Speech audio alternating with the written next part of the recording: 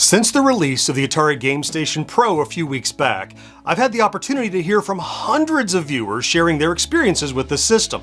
I read your comments, I watch other video coverage on YouTube, and I interact with our followers over on our Discord server. Now, largely, I hear users are having a great time replaying and reminiscing over the included games and enjoying the ability to expand the system via SD to play stuff way beyond what was initially intended by my arcade. But of course, not everything is perfect with this new plug-and-play system. I tend to hear the same criticisms, questions, and complaints about the GSP, and I want to help.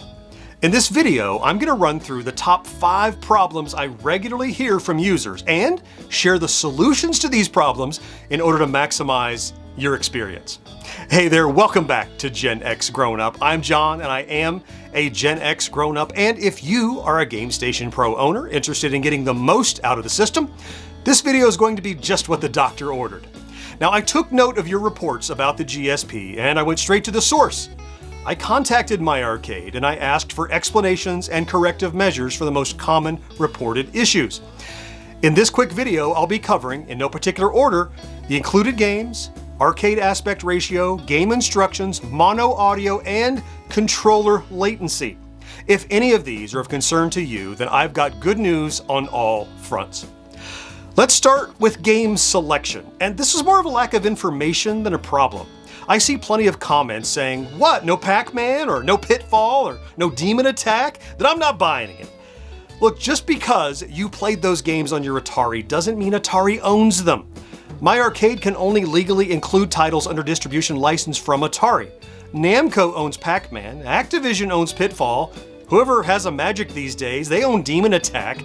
Look, these are all great games, and we all want to replay them, but it comes down to licensing.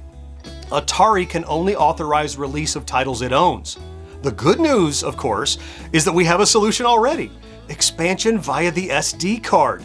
You've likely already seen my video, which I'll link up in the corner, where I add thousands of games across multiple platforms that can expand the game selection in any direction you would like. And it only costs you the time to copy some files to a memory card. Next, let's talk about aspect ratio. I noticed early on that vertical aspect arcade games were being artificially stretched out of shape. Games like Centipede, for example, which should only take up the center of the screen, fill the entire screen and distort the image. Now, I don't know if this is going to be addressed by any forthcoming firmware updates or anything, but if you have arcade games installed on your SD card, not only can this be addressed for the majority of popular games, but it'll make the game look even prettier. Because the GSP uses an embedded instance of MAME, that already knows how to utilize MAME artwork packs. Now, these are small graphical add-ons that provide bezel art and more. Plus, they can tell MAME how to project the correct aspect ratio. Check out a couple of games where I've added this artwork. Not only are they the correct aspect, but the art around the game further enhances, for me at least, the game experience. Oh, and look at Gorf. The rank markers even light up over on the side. It just makes it better all the way around. You can do this too by downloading the art pack zip files linked down in this video description and placing them in a folder named Artwork in the same place that samples folder we created in the upgrade video was. Cool, right? The next criticism is fair and a sign of the times. I've heard viewers note that they don't know how to even play many of the included games since there are no instructions provided. Look, as an old Atari dork, I already knew how to play these games, so it didn't even occur to me. But one of my arcade's mission statements is to help bring classic games to the modern generation by way of their products. It's absolutely true that beyond a brief synopsis, there is no information about the rules and functions of the various games provided. Now, I have both a short-term and a long-term solution for this. The short-term, which is admittedly a bit of a workaround, is to visit the game sections of Atari Age and Atari Mania. Both have vast libraries, including full manual scans for every game that had one, and you can read up on a game there before playing it. In the long term, though, my arcade tells me that they hear your voice, and in an upcoming firmware update, they will be adding some brief game instructions right on the game overview screen for Atari games. Now, that may not be the same as a complete manual, but these two solutions taken together should get you over any lack of knowledge you have about how to play GSP games. Up next, mono audio. Now, this was something I never noticed during my review or play sessions because my little bench TV has very little stereo separation. But it has been reported, and accurately so, that the GSP only outputs audio on the left channel. Now, this was an oversight in testing, but it has already been corrected, and that fix will be included in the first firmware update scheduled to be released in the coming weeks. Of course, when that comes out, I will have a video walking you through how to flash the firmware and what quality of life improvements it brings in addition to stereo audio and those instructions we talked about. Finally, let's talk about controller latency. And we're going to make this tangible by doing a little testing.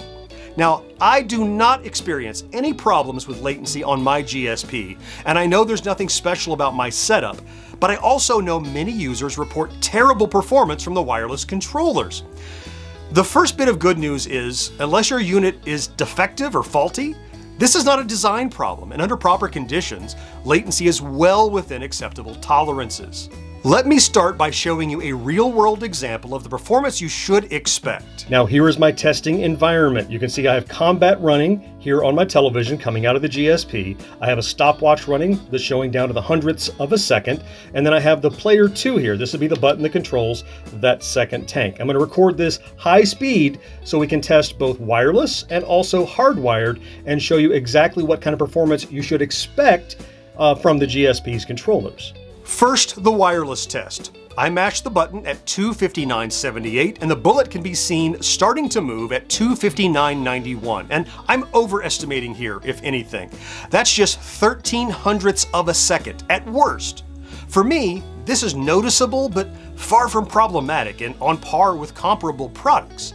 Now, the wired test.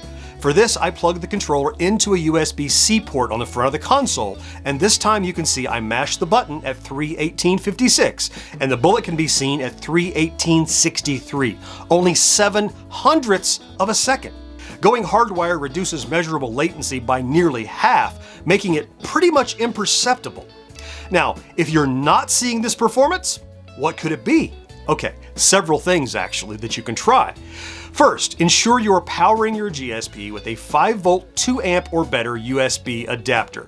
If the console isn't getting the power it needs, it will still function, but games will take longer to load and reading the controllers could be affected.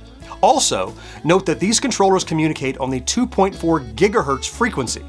If you have a router or repeater nearby, or really anything using that frequency, that could cause interference, which again would slow response time. Finally, ensure you have high-quality alkaline batteries in the controllers. Cheaper or rechargeable batteries can negatively impact performance too. And then, if all of that doesn't do it for you, you can always plug in your own controller. I did a full video explaining this not long ago, and I've since learned that both PS4 and PS5 controllers also work great when plugged in to those front USB-C ports, so you have tons of options. So that's it. I hope the information in this video helps you to get the most out of your Atari Gamestation Pro. Of course, as I mentioned, I will walk you through updating the firmware once that's available, and in the interim, I'll place some links over my shoulders here and here to some more GSP coverage we've done. I certainly hope you found something to enjoy in this video, and I cannot wait to talk to you again next time. Bye-bye.